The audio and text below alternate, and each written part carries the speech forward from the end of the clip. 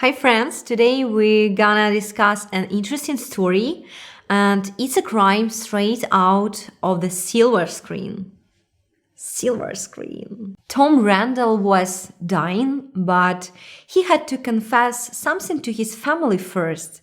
He hadn't had an affair, he didn't have another family, he hadn't dreamed of living another life. No. Randall's secret was of a different sort.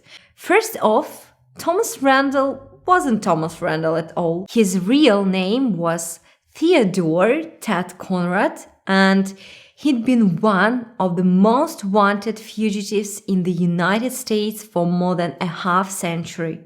52 years ago, a young teller left his job at Society National Bank on Public Square with $215,000 in stolen cash. Within hours, he vanished. Ted Conrad, just 20, had pulled one of the biggest bank heists in Cleveland history. His disappearance became one of the city's greatest mysteries. He was born in Denver, Colorado. His parents divorced while Conrad was in elementary school.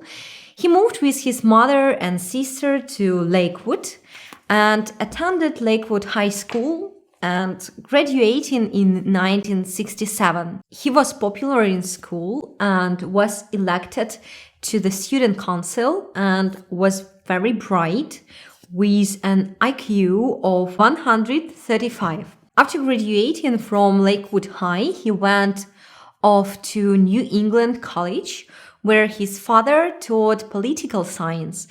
He became freshman class president, and after the first part of the year, he was back in Cleveland. In January 1969, he went to work at Society National Bank on Public Square. The job required Conrad to work in the bank vault.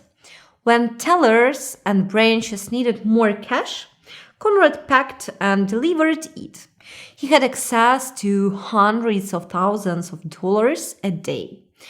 To all appearance, Conrad was that all-American boy whose character wasn't questioned and seemed to be a model of responsibility during a turbulent time. But there was another side of Conrad. According to the marshals, Conrad was obsessed with the film The Thomas Crown Affair.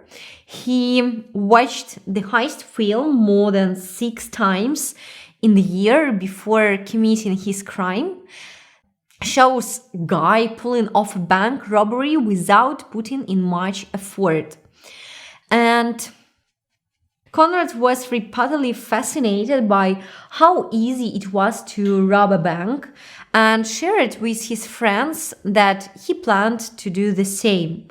He even convinced his grandmother to lend him money so he could buy a bright red sports car, which he drove while he was wearing leather driving gloves. Conrad began mimicking McQueen's character and his high-end lifestyle. He drove an MG sports car, drank expensive gin, and showed off at golf and billiards.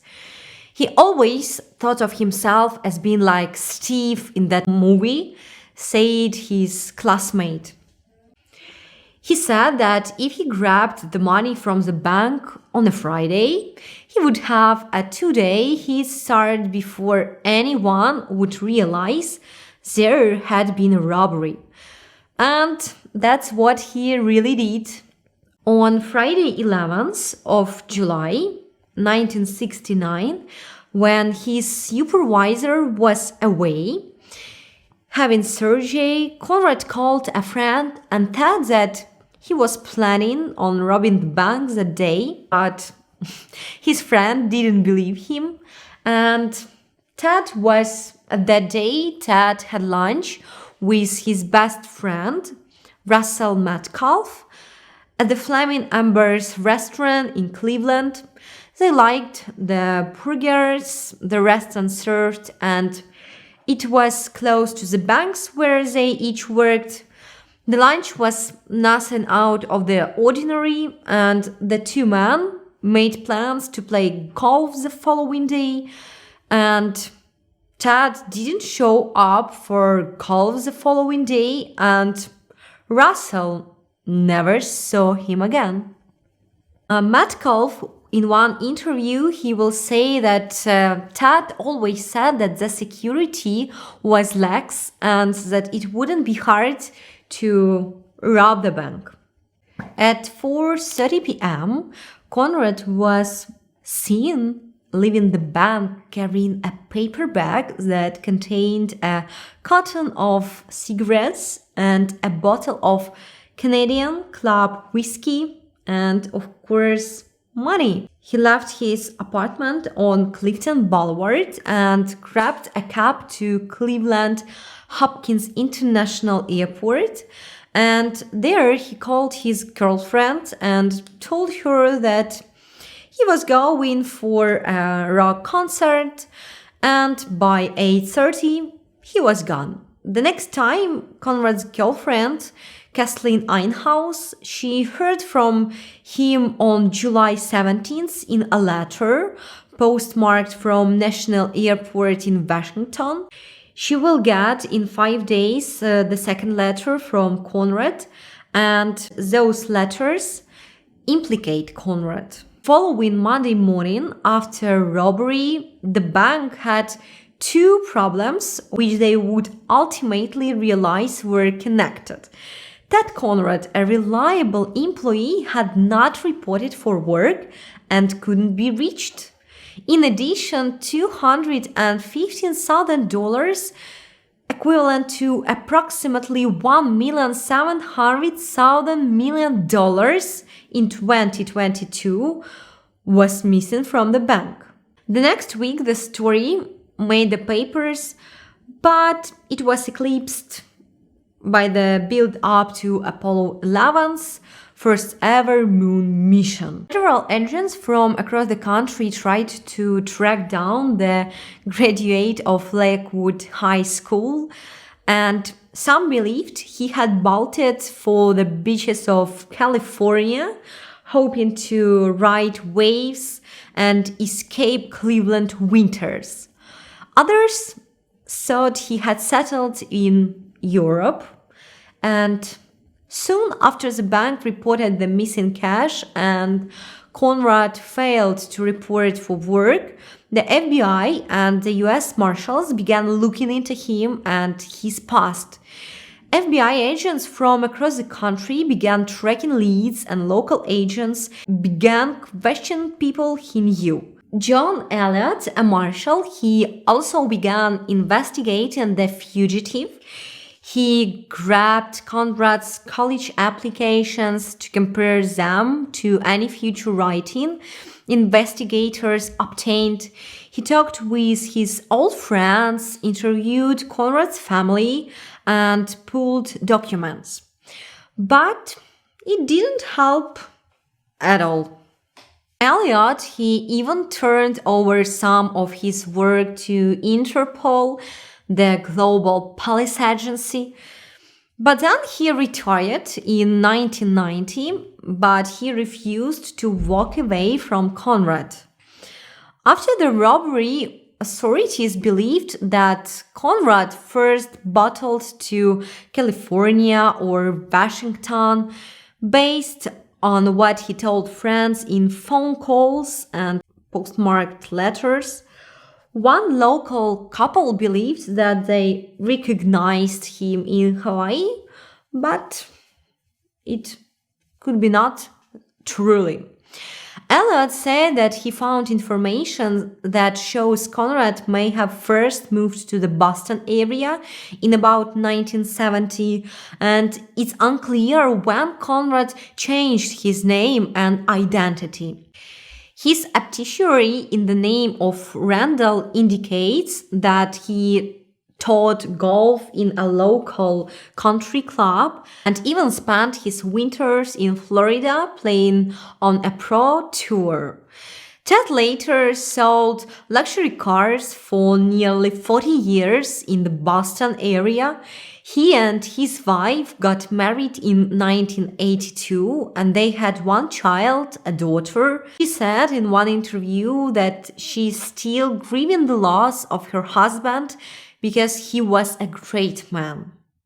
Ted had friends in law enforcement and one guy, he was even from FBI. And like his time in Cleveland, he lived a quiet life. Metcalf, Conrad's best friend from Lakewood, said that he had heard rumors about where Conrad might be, and for years, he said there had been a great deal of speculation by the FBI and the marshals that if Conrad reached out to anyone, it would be Metcalf. But Metcalf said that he won't recall Conrad as a thief and that he had never talked to him. So, let's return to Peter from FBI. In 2003, Peter Elliott, at 38, became one of the youngest US marshals in the country. He talked with his father about Conrad often, and he kept the documents the older Elliot had collected over years.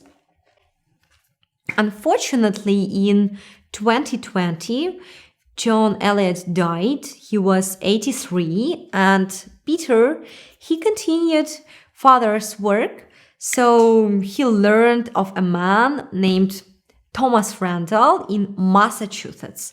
Elliot wouldn't say how he found out about Randall. He said that he just began pulling his father's files and old paperwork, updated memos, and so on. And then he drove to Boston and interviewed the family, and it was unmistakable. And 2 generations of investigators, authorities are finally closing one of America's most infamous cold cases, a 1969 bank robbery in Cleveland, Ohio. Pete Elliott helped find the man his father spent decades searching for, following in his footsteps as a U.S. Marshal. Authorities say in 1969, Ted Conrad walked out of the bank he worked at with $215,000 in cash, the equivalent of about $1.7 million in today's figures. He was never found and eventually settled down in a Massachusetts suburb using a fake identity until his death earlier this year. Pete Elliott joins us now from Cleveland. So, Pete, how did you crack this case? Well, really, I got to give credit to my father. My father passed away in March of 2020. He worked on this investigation since 1969. He was a career deputy U.S. Marshal. You know, we grew up near where Conrad lived. Conrad and my father had the same doctor, and Conrad used to work at a local ice cream shop where my dad used to take us as kids. So this was personal for my father. My father did a lot during the court. He pulled applications from New England College, and I have those original applications. When we saw the obituary of Thomas Randele, we immediately noticed a lot of things. First, he said he was raised in Colorado, which Conrad was. He said he went to New England College, where Conrad went to college. He said his date of birth was 7/10 of 47. Conrad was 7/10 of 1949. So a lot of similarities. He said he was a son of Edward and Ruthabeth Kruger Randall. Conrad's real parents were Edward and Ruthabeth Kruger Conrad. So it all added up. It all looked good. Again, my father had the original application from 1967 from New England College. He always wanted to find the truth behind what happened with Conrad. We were able to take that application, and we found out Randall filed for bankruptcy in 2014 in Boston Federal Court. We were able to get those documents, and then we were able to match up signatures from that 67 application my father found of Conrad. and the 2014 Boston court papers. Wow. So I mean, this really had kind of consumed your family. I mean, consumed your dad. He was working on it. But then, I mean, I guess, was this dinner conversation sometimes where you found yourself just as enamored and committed to solving this case even after your dad's passing? Well, I'm the boss now, so we have tons of cases. But my father, even after retirement in 1990, would never let the case go up until his death. It is number one in his life and the number one case he wanted solved. So then how gratifying is this for you? Well, it's good. I'm happy my dad was the one that really solved this case. And I got to give the credit to him. He is a career deputy U.S. Marshal and very determined. When we went to the house in Massachusetts, we learned that Randall gave a deathbed confession that he was really Theodore Conrad. Now, what about his family? Because he had a family who I imagine, I guess, was enlightened then by you cracking the case, or even his deathbed confession, or did they know? Well, I made calls to the Conrad family, his brothers and sister, advising them that we had found out where he was and what his name is now. The family that Conrad had and lived under still lives under a fictitious name, and it's not their fault. Great family. The wife and the daughter, they're beside themselves, and they're really good people. At the end of the day, they didn't know, the true identity of Gosh. their father and their husband. And think about that. Now, I've been doing this for 38 years. I've been in government 34 of those. And I've never been in one house like I was in that house where I saw so many bills piled up, bill after bill after bill. And it just goes to show you, everything doesn't end like the movies. He died of lung cancer and died at, I think, a pretty young age, and left his family broke with fictitious last name. Wow, what they must be going through. Well, Pete Elliott, congratulations on having some resolution to the case that very much occupied your dad's efforts and yours as well. Well, thank you, and thank you for having me on. So, the young teller who engineered one of the biggest bank robberies in Cleveland and gained international attention for it lived the life of a suburban family man on the East Coast. Peter said that this was the number one case in his life, that he talked about it at the dinner table all the time when he was a kid, and he always said that he was going to find Conrad, and he just wished his father was still here to see this. The stolen money didn't last, as he had struggled financially in recent years. He was friendly and he was well known in the community, but he just wasn't who he said he was. His final days, as lung cancer drained him, he admitted to his lifelong secret.